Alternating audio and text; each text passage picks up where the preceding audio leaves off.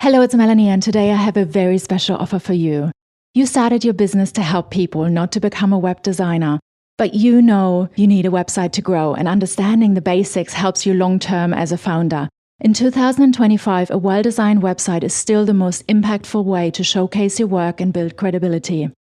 I want to help you get your website done without the tech confusion so you can focus on what you love most, supporting and helping people. I'm multi-passionate and I have been creating side businesses forever. It always held me back until I decided I will not let outside circumstances dictate what I can and can't do anymore. So I learned how to do it myself and everything changed, complete creative freedom. I've created the easiest way to build your website, half done by me, half done by you, co-creating. I set up a premium WordPress template for you. Then you get 6 live trainings, energetic alignment with Tamiana, learn menu setup, colors, messaging, even basic SEO. This is my first ever group program for only 10 founding member spots. And because you're helping me create something so amazing, founding members get this at half price of what this program will be later on. We're opening in September and make sure to sign up for the priority list. Otherwise, you'll miss when we open and they'll probably be gone very quickly. So go to mamawhatsnext.com/join to get on the priority list. They feel a lot of sensitive, empathetic, artistic, creative women. You know, I think that those are some of the marks of the wild feminine in all of us. And all of us, regardless of your gender, can tune into the wild feminine. And some of us have it more naturally than others as a bigger presence, you know. Hello and welcome to Mama What's Next. Today I get to speak to Chris Maddox. Chris is the founder of the Wild Woman Project, a movement that's trained hundreds of women across 26 countries to lead their own women's circles. She's created a space where women just like us can step into that wild, authentic power we've been keeping quiet for so long. But here's what I love about her story. She never planned this. It started with a single vision of golden circles of light scattered across the world, and one powerful knowing that if women sat in circles together, it would change everything. So today we speak about the magic of speaking your truth, and why sharing your fears with strangers becomes the most liberating thing you'll ever do, and how witnessing other women's stories shows you just how connected we all are to each other. So from one New York City actress to circle leader, Chris talks about her beautiful path from performing in the Vagina Monologues to creating a global women's movement. The power of mystical slumber parties and how bringing joy and playfulness back into our spiritual practice changes everything, because life wants our gratitude. And working with your inner guidance, that practical tools for cultivating that conscious relationship between your mind and the wisdom that's been whispering to you all along. We also talk about why the world needs your wild woman and what happens when we honor the divine feminine, not just in ourselves, but in how we show up as mothers every day and as leaders at work and lighthouse keepers for our families. Thank you so much for joining us today. And now enjoy this episode. Thank you for being here. Welcome to Mama What's Next, a podcast for all the amazing women navigating the wonderful challenges of exploring a new version of yourself after becoming a mom. I'm your host, Melly, and together with my incredible guests, I'm here to help you explore who you are now and help guide you to your true path, one that feels authentic and fulfilling at the same time. Motherhood changes everything, yes. It's beautiful, transformative, and sometimes it pulls us away from the woman we were. Together we dive into career change stories and how to live a life that truly reflects who we are without guilt and with the courage to embrace your journey. So get yourself a coffee, steal a moment for yourself, and let's explore this next chapter of your life. I am super happy that you're here. Welcome. We choose what we see. Welcome, Chris Maddox. I'm so happy you're here today.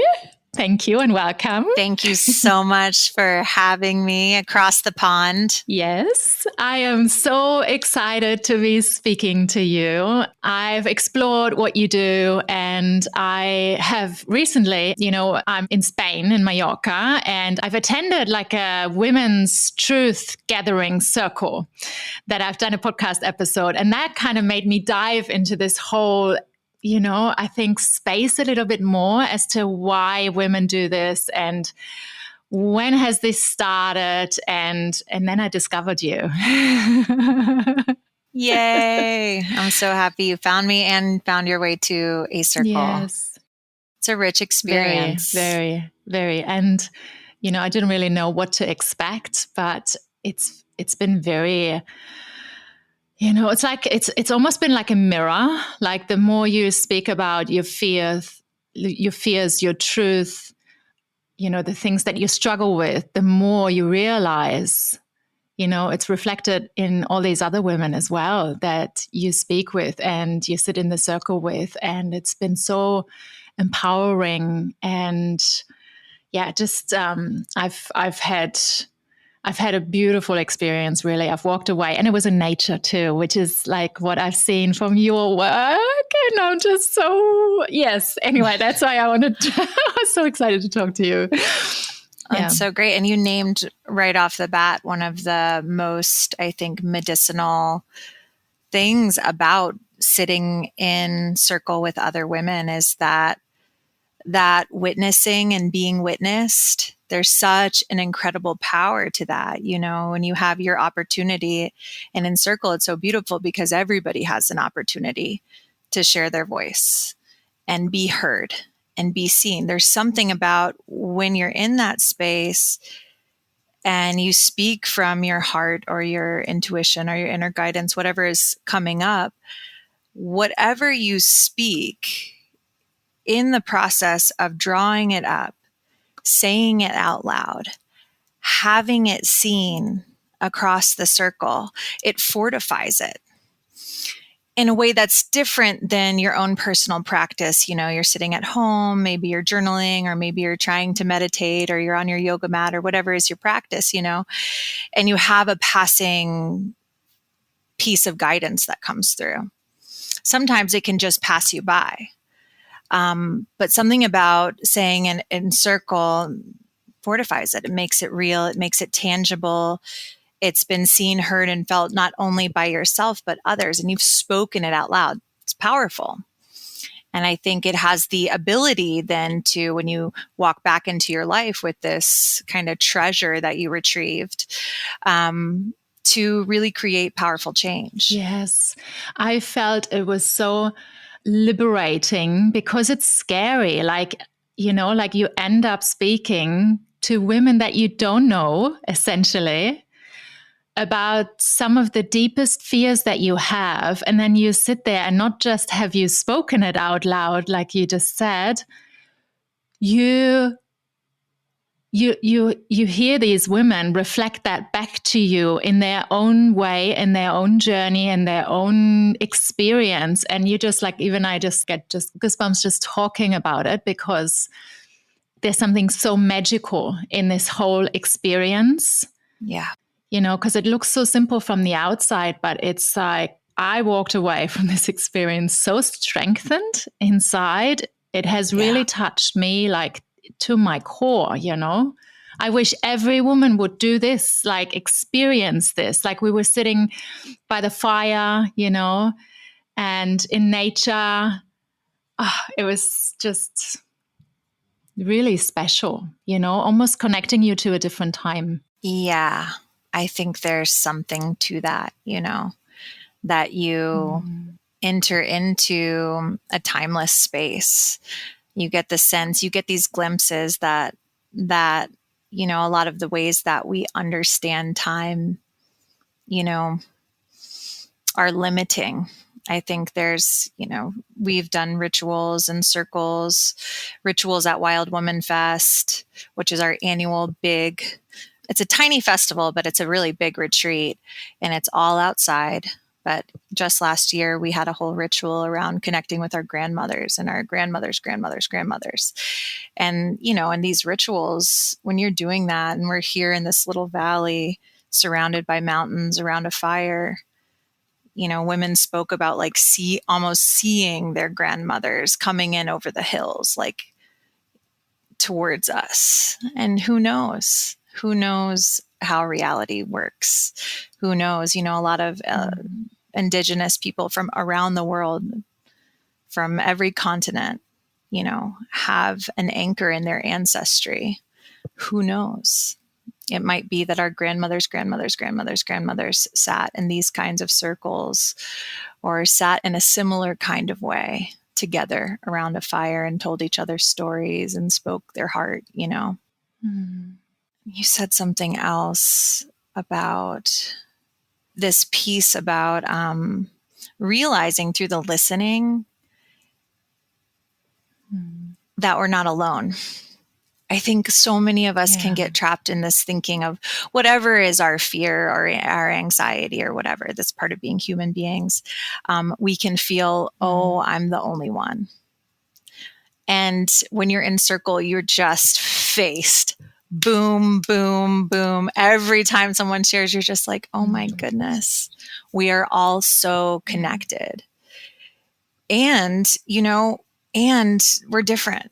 I've learned so much in circle. I've got to hear stories from grandmothers talking about their grandchildren, or somebody who's come from a background that I couldn't possibly know because I'm born in another place, with a different culture, et cetera, et cetera. And so the process is so expanding of your universe. You start to really see the places where we overlap, where there's something very core, and the beauty in the differences, it's strengthening. And when you go back out into the world, you see the world differently.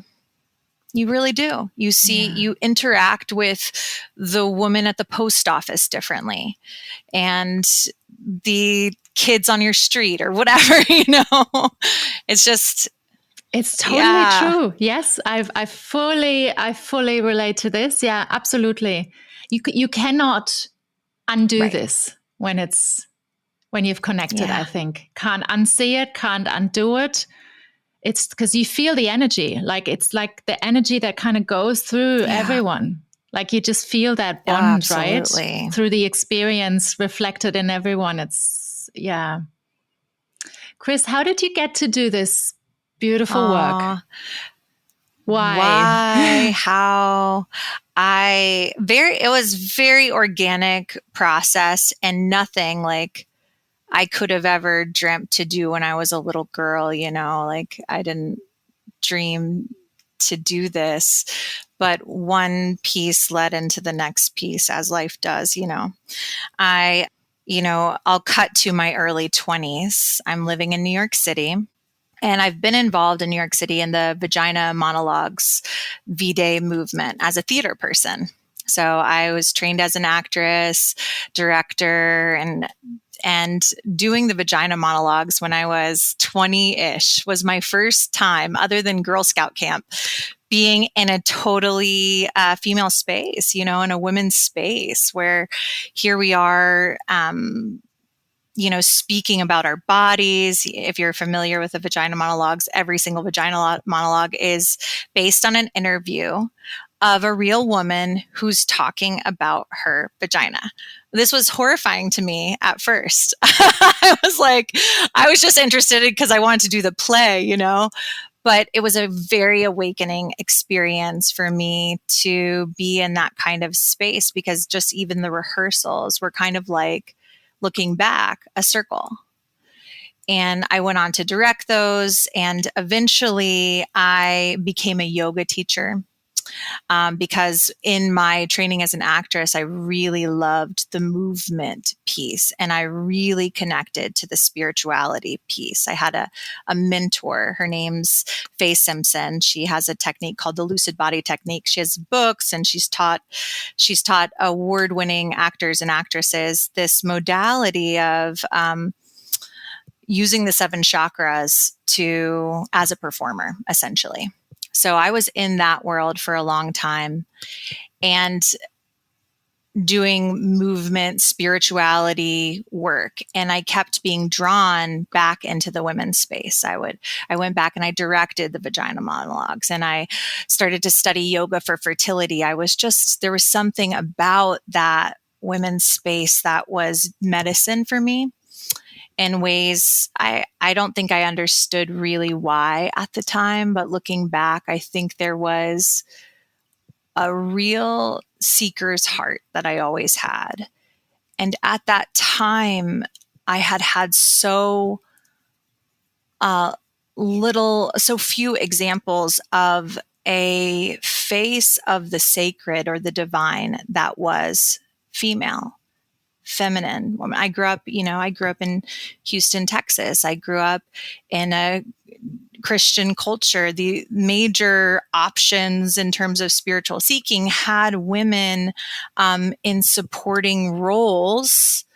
And I experienced something in those women's spaces that kind of began to fill that hole. What does the sacred express like when it's in the feminine form?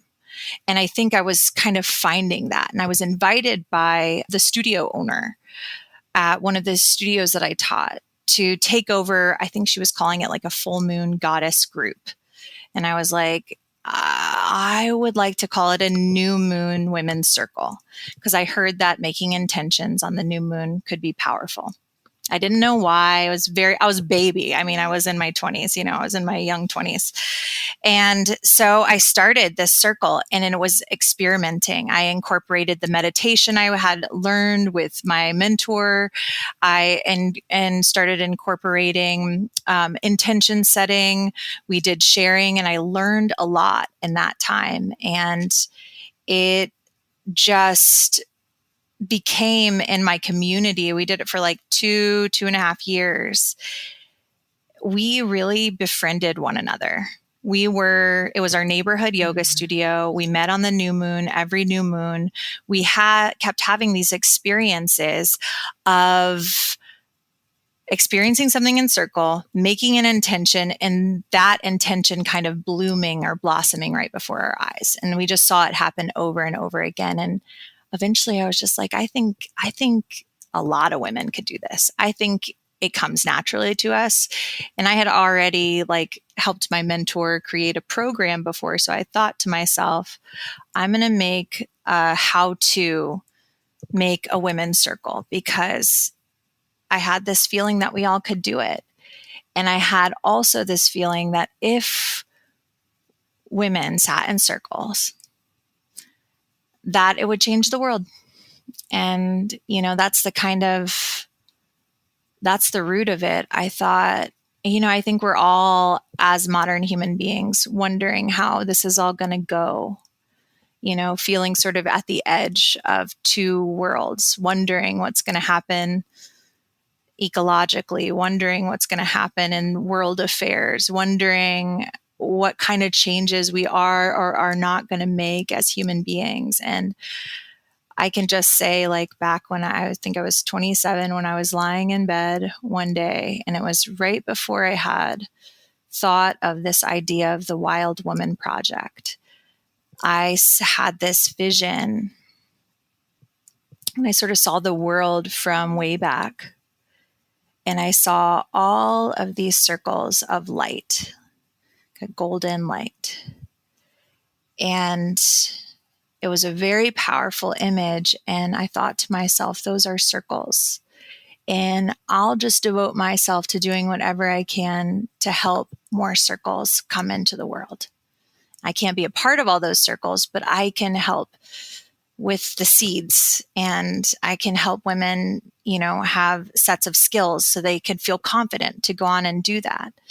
And each circle, evolves on its own and takes on its own life. But there's something about feeling connected and knowing that people on the other side of the world are also taking part in a similar kind of practice, And I just knew from experience that it was a powerful practice, like what you're sharing about your circle experience. That's normal. That's like the absolutely common response to the women who feel called to be in that space,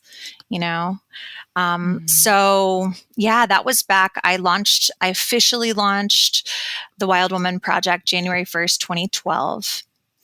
And since then we've trained hundreds. I think we're in the 800s now. Women all over the world to lead their own circles. We have public circles that you can find on our website in 26 countries around the world. And we've added other things too, but that's the core. The core is the circles. And we do an annual festival, like I said, the Wild Woman Fest. And it all every piece, happened organically. It came out of a need, or it came out of a hunch, and here we are today, So that's my winding path. We can zoom in on any part of that if you want. Yes, it's beautiful. I think, it's like when you were talking about it, it sounded like such a natural sort of progression. Have you never questioned your path? That's such a good question. Of course, well, first of all, yes. Answer is full throttle. Yes. But once I thought of the Wild Woman Project, like back in 2011, once I had that mission, that came through so powerfully. And I had the thing that a lot of young people have, which is just I don't know, gusto, confidence, enthusiasm, and a grandiose, we're going to change the world. I don't know if that kind of idea would come to me now. I wonder. Not that a good idea wouldn't come to me, but I wonder, and that filled me up early on. And then it's all the people that I got involved and helped me go and go and go. But I will say, during the COVID times when gathering was not allowed and we couldn't do it, that felt for me like being cut off from my source of life. It was the darkest of the dark time. Other dark things happened, of course. That was a really tough time overall. But I think those of us who have a call to bring people together, that was just a specific kind of hard, because I was completely cut off from the thing that brings me life. And that was probably the time that I thought the most about, I don't know if I can keep going like this. But that, I think, was truly only because I couldn't do it. So I wasn't in the space. I wasn't in that, in the flesh, in the circle. Yeah. Yes. See, this is so beautiful, because I understand that essentially you've never really questioned your ability to lead this. That came to you, that calling came to you. Was it a particular practice that you did that when you said you had these visions, or was it just bang? Because sometimes it's like that, it's just there. Well, right? Yeah, I would say definitely I figured it out along the way. In that first circle, I came up with a structure which would eventually become the Wild Woman Project structure. And it's just a very clear, first we do this, then we do this, then we do this, 12 or 13, I don't know how many steps, but this is what is always going to happen. And with this, we can cover a lot of ground. We can go really deep. I had prior to that, it was experimentation. So I would have some circles that would just be, I remember one circle that ran 4 hours. I felt so bad. I had promised 2 and it had just gone so over and it was a mess, So there was definitely a messy piece and experimentation that came. And I want to be very clear that even though I was determined that I wasn't going to give up, it wasn't to say that I wasn't insecure. Mm-hmm. It wasn't to say, like there was, especially when I started out feeling so young, that was like a constant feedback. Or I don't know if it was a feedback I would hear. It was an insecurity I had. Who are you to be doing this thing? Which I think we all have, regardless of age, regardless of what we're doing. Yes. So I just fought through that. I just kept going. Mm. And part of the way that I did that, I think, just had to do with devotion to the service. We can get so caught up in like thinking about ourselves. Am I good enough? Am I doing it right? Et cetera. But I think when we really turn the focus to the people that we're serving, to the women that we're serving, well, then that fades back and you're thinking of how you can be helpful. And for me, like being helpful, like my style of leadership and facilitation is a really strong mixture of play and depth. Like to me, it feels almost like we're having a mystical slumber party. You know what I mean? Like it has that fun vibe to it, yes. So that gets me through that stuff because I just go, you know what? Don't take yourself too seriously and just focus on what we're doing here. And what is that? Focus on bringing that forward. Hey, it's Melly from Mama What's Next, and thank you so much for listening today.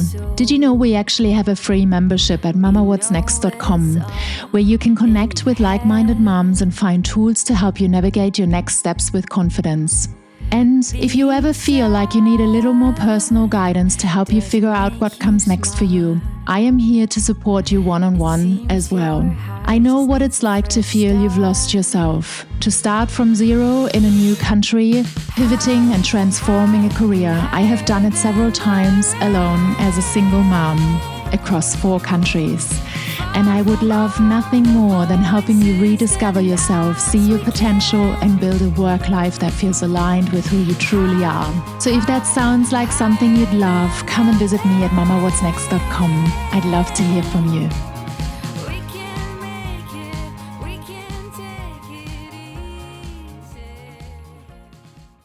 And that is so wonderful that you say that now, because essentially the kind of messages that I always have been getting is a lot about bringing joy, the joy and the fun. And sometimes we forget, like when I was younger, I was like always having these cool jobs and jumping from one to the next, and I didn't even worry about it. And I was doing all this fun stuff. And sometimes I look back at that and think, so what was I even thinking to do all this stuff, Like the craziest things. But, the more it seemed almost like the more fun I was having, the more like success, the easier the money came. I never worried about money. And then like when you're at a time when you start to worry about it and you become so serious, like I honestly have to say, like it changes. For me, it changed a lot when I became a mom. Yeah. Like you also work harder, but it also makes you worry more, which is not a good thing. Right. Because, most of the times we can solve all the things, right? Without worrying. Right. But the fun, the joy, what you were describing now is so important, isn't it? I feel like that's one of the biggest secrets to life. I mean, is when we have what is going on when we're feeling that sense of joy and playfulness and enthusiasm. Like what is that? That's like it feels like life force to me. It feels shimmery. It feels bright. It's like it's better than coffee. It's like true energy.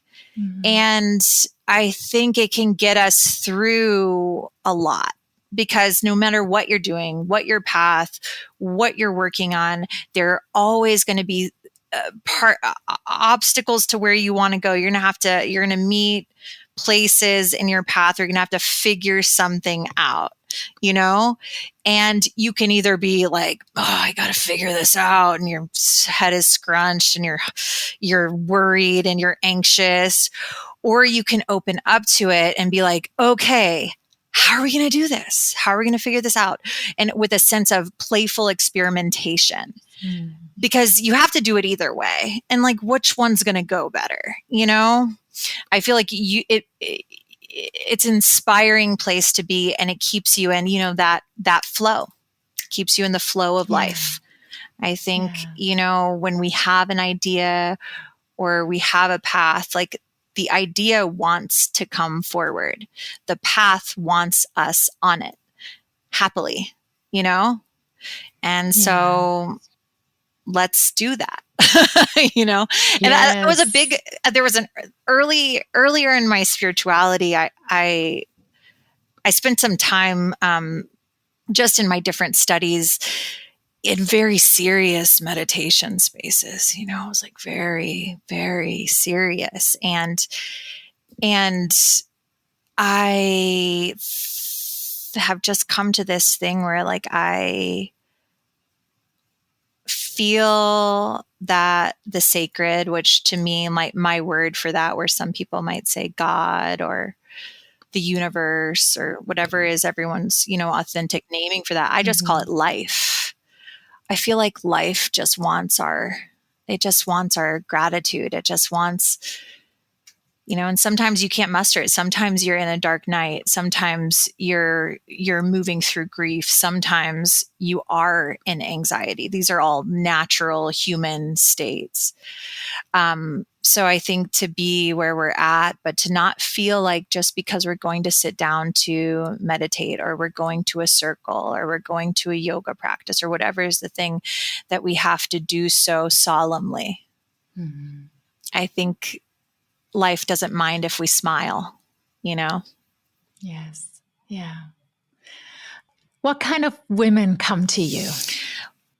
Who do you work with? Who do you support? At what stage of life do they come to you or find you? Is it generally, you know, women that are seeking like something meaningful to do, like meaningful work in a new chapter? Or are they, you know, younger, where they're just exploring their path? What kind of woman comes to you? Yeah. We get women of all ages, for sure. And I think what I can see that they have in common, well, first of all, they resonate with those words, wild woman. Like they hear wild woman and they lean in. Some women hear wild woman and they say, that's not for me. And that's totally okay, because not everything is for everybody, you know? But those of us who hear those words, wild woman, like I did the first time I heard it. And I wouldn't have that language if it weren't for Dr. Clarissa Pinkola Estes, who wrote a book called Women Who Run with the Wolves, Myths and Stories of the Wild Woman Archetype. She, you know, midwifed that language, that she named that force, wild woman archetype, for so many. And it is a huge mega book. It was on the New York Times bestseller list for weeks and weeks and weeks and weeks, and has endured. And I found that book. And I remember standing in the bookstore and reading those words, the wild woman archetype, and beginning to hear her talk about this wild feminine, this old knowing that needs to be remembered, that wants to be remembered, where she compares the wilds of the psyche to the wilds out there, you know, like our wilds have been, especially in the last few centuries, like extremely diminished, right? And shrunk. Well, she says the same thing has happened in the wilds of our psyche. And there was something about what she was describing. I had been living in New York City which was my dream as a kid, and had an amazing, sounds like we had a similar young life, just doing all sorts of crazy things.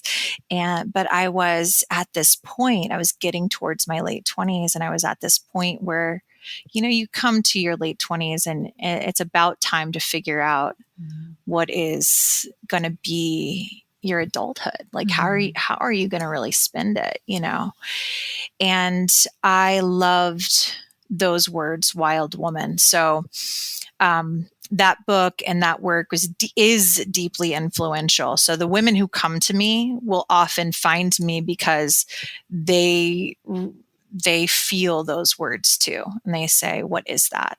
And I think what she's naming is something, women who are drawn toward what is unconventional, women who are drawn to nature itself, herself, as a teacher, as a friend, as a guide, who are seekers, but who, just like me, hadn't found like a particular lineage that felt right, but who says, I can look toward the natural world, and that is my teacher.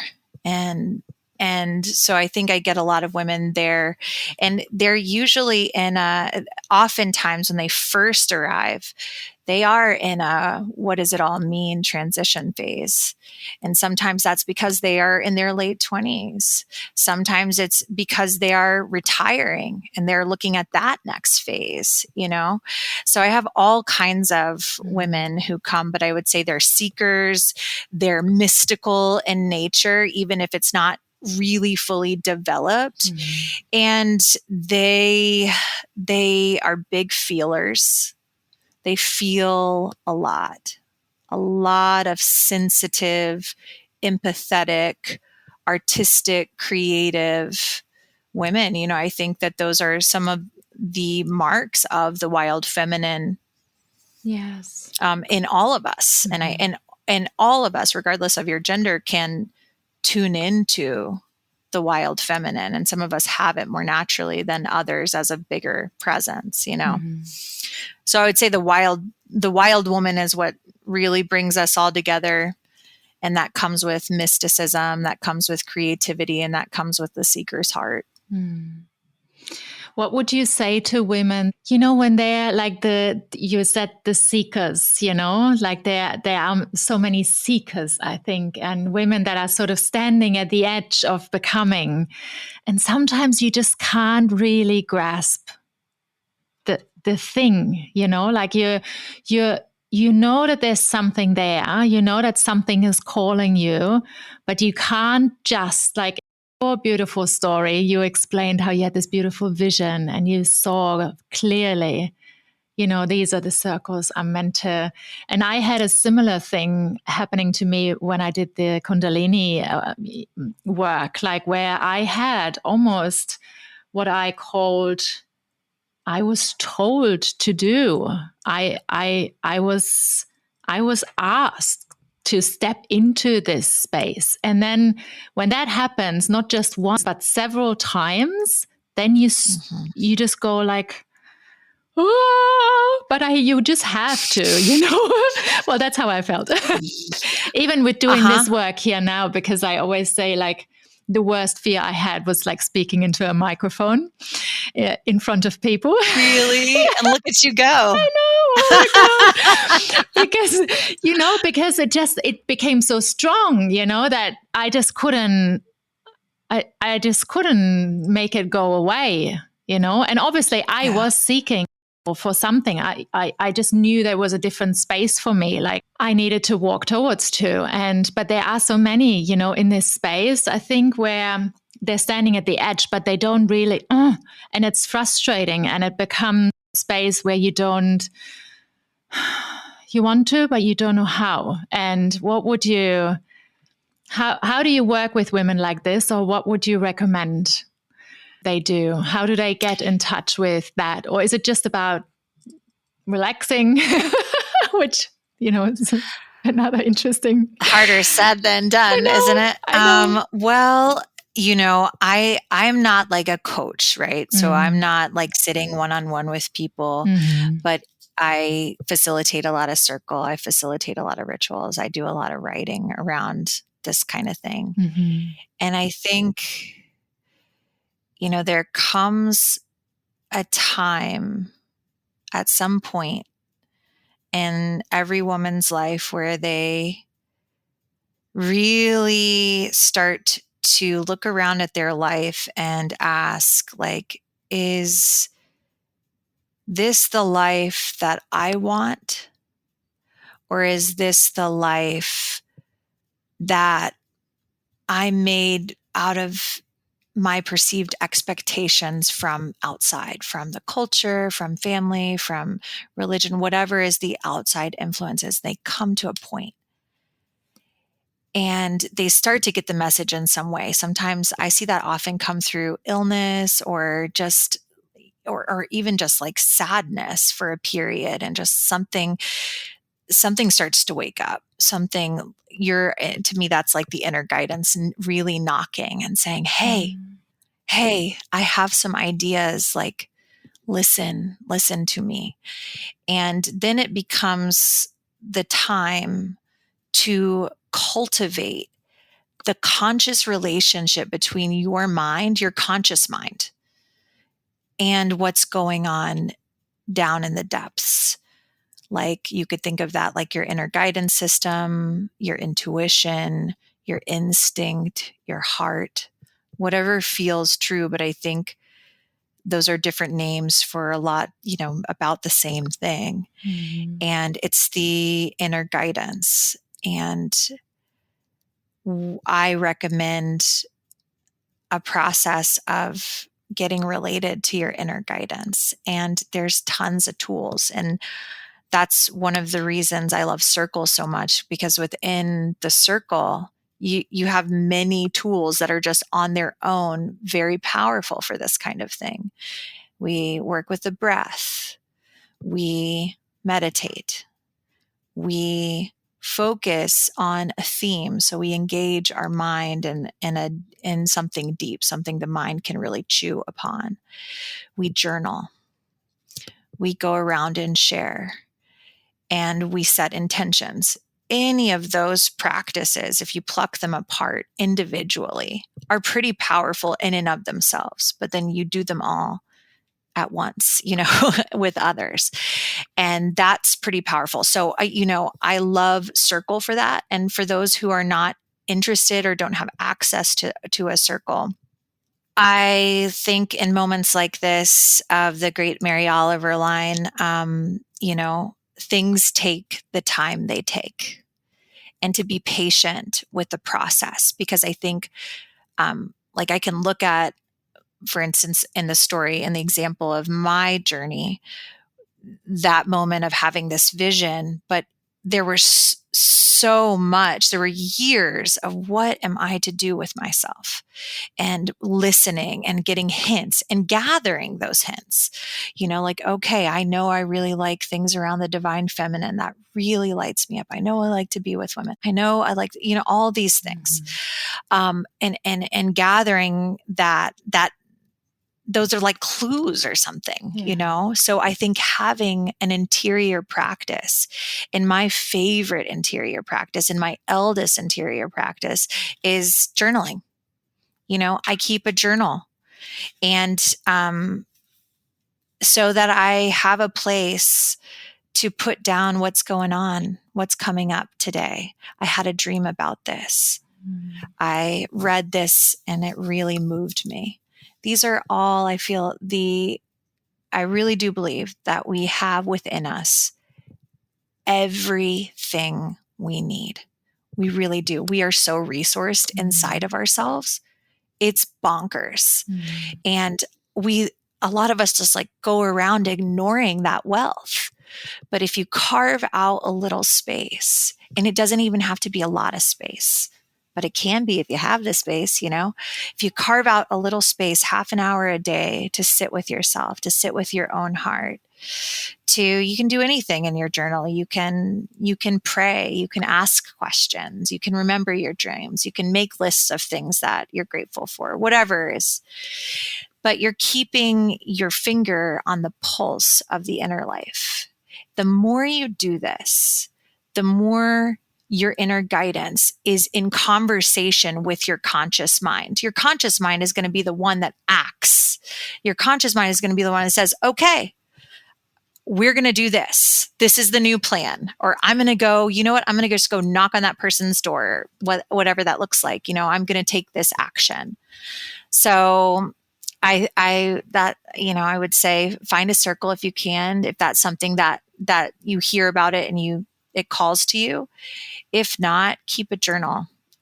Keep in tune with yourself. Keep a conversation going between your conscious mind and the depth of your inner guidance and your intuition that comes up in dreams and longings, even in fears and things that move you.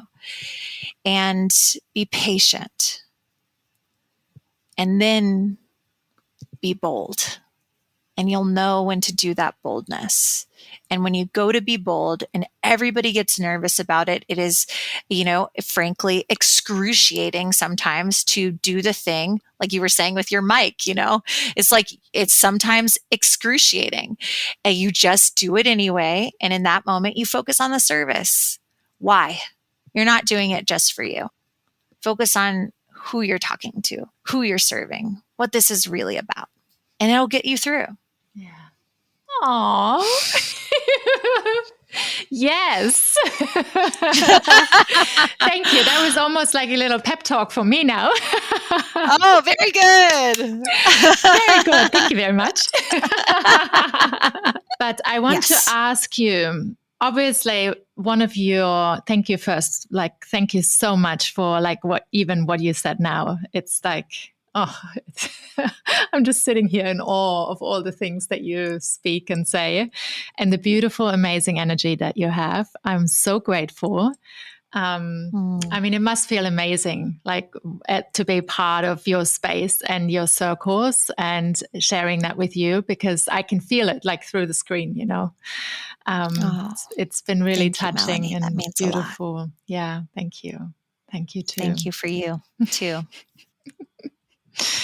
You speak about the awakening of the divine feminine. I just want to ask that, as a last question before we just also tell the listeners where they can find you and connect with you and maybe send you some interested women, that want to step into this space or participate. But the divine feminine, what do you think, working in this space and supporting that rising, in women, what does it do for us? What will it bring? What do you see? I think, especially for your podcast and your audience, it brings the mother. It brings the mother. If we look at the world from way back, or even just look at our town or look at our family, imagine a family without a mother. And those families exist, but imagine, there's a hole in the heart, you're missing a piece. And the rising of the divine feminine, is picking her up and washing her. I truly believe, because of the oppression we have seen with womankind and the erasure of women from history and the exclusion of women, on these sort of classical spiritual thrones. There is something so powerful about saying and standing for an equal balance between mother and father energy, between sun and moon. It goes on and on. What it brings, I think, is a balance.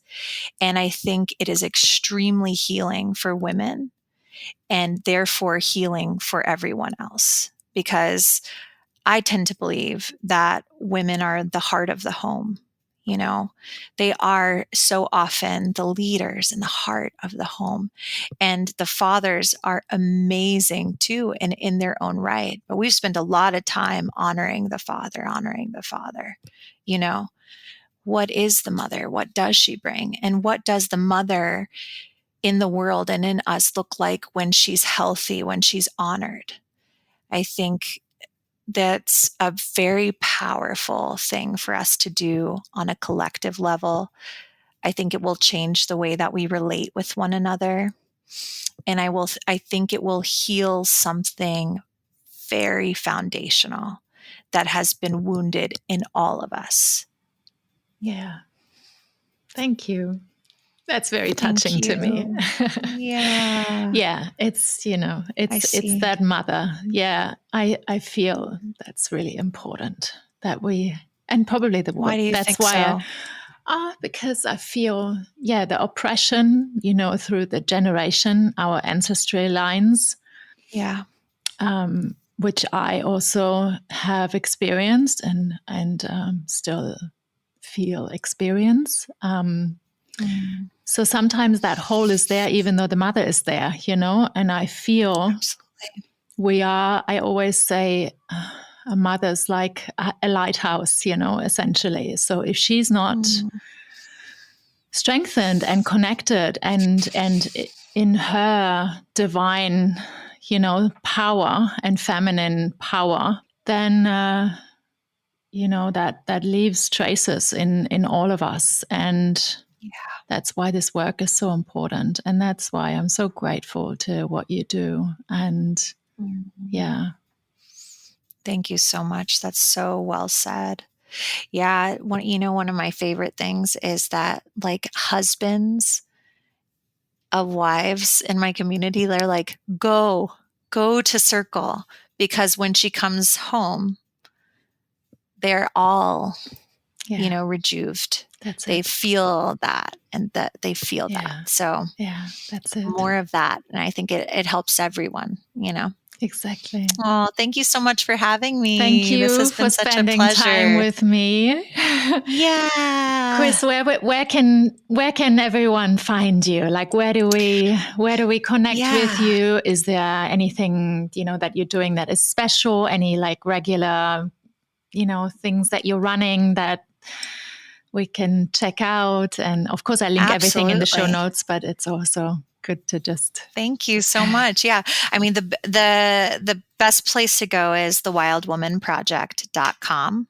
And that's woman singular, the Wild Woman Project.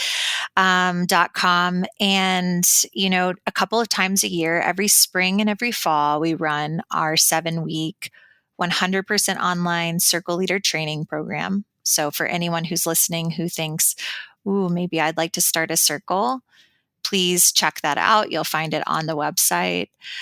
We also have what's called Wild Woman Underground, which is it's an online community, and we have our own little app we call The Cave, and we meet every single week for circle. And sometimes we do other practices like forest bathing or breath work, and that's again 100% online. That opens up a couple times a year. It'll open up, the registration will open up actually on July 1st. So it might coincide. I don't know when this episode will air, but you can find that on the website. And then Wild Woman Fest, which is our annual retreat, happens every single August. And, we love to have women all ages. And this is true of our circles. We have a list of Find a Circle, Wild Woman Project Circle near you page on our website. So you can see if there's one in your town, and you can come with your daughter, or you can come with your aunt, or you can come with your grandma, and share in that circle space. And on the socials, we're on Instagram and Facebook. I like Instagram better. So if you want to actually shout out to me, go on Instagram at the Wild Woman Project. Yes. Thank you, Chris. Yeah. Thank you so much for spending time with me, and for everything that you've shared. I'm very grateful. Thank you. Thank you, Melanie. Hello, beautiful soul, and thank you so much for listening today. I really enjoyed this conversation with Chris, and I have 5 key points that I want you to walk away with from today's episode. Firstly, speaking your truth out loud with women present fortifies it, so that when you walk back into your life, you carry that treasure with you and it creates real lasting change instead of just passing insights that fade away. Number 2, focus on who you're serving and not on your own fears, so that when obstacles come up, and they will, I can promise you that, you can move through them with purpose rather than getting stuck in, am I good enough thoughts? Number 3, your inner guidance system is constantly communicating with you, so that by keeping a journal and staying connected to your dreams, longings, and what moves you all the time, you build that conscious relationship between your mind and your deepest knowing and your deepest guidance system. Number 4, be patient with yourself and with your process. And then be bold when it's time, so that you can gather your clues and hints without rushing. But when that moment comes to leap, and you know when that happens, you focus on service and you do it anyway. Number 5, the rising of the divine feminine brings balance and healing to us, so that as you step into your wild woman energy, you're not just transforming your own life, but by contributing to healing something foundational for everyone around you. If you're in that space of knowing there's meaningful work calling you, but you can't quite see the path, Chris shares the most beautiful wisdom about being patient with the process while staying connected to yourself. This conversation is really like medicine for anyone who's ever felt like they're standing at the edge of becoming.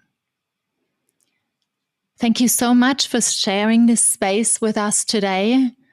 It's been such a wonderful, soulful conversation today, and surely made me quite emotional as well. I would like to invite you to a monthly free offering we are having currently, where you can enter your details on mamawhatsnext.com/Tamiana. This is a vibrational energy work that I am practicing, and you can generally book solo sessions. They can be done in person or they can be done as distance sessions. But this particular group offering that I'm sharing now, we do that once a month, and I will invite 5 women from our priority list where you can enter your details and they receive that session for free every month. So please, if you are interested in experiencing that, there's more information about Tamiana vibrational energy work on the website. Just again, it's on mamawhatsnext.com/Tamiana. You can register for the free practice there and go into the draw to participate once a month, or you can also book a solo session.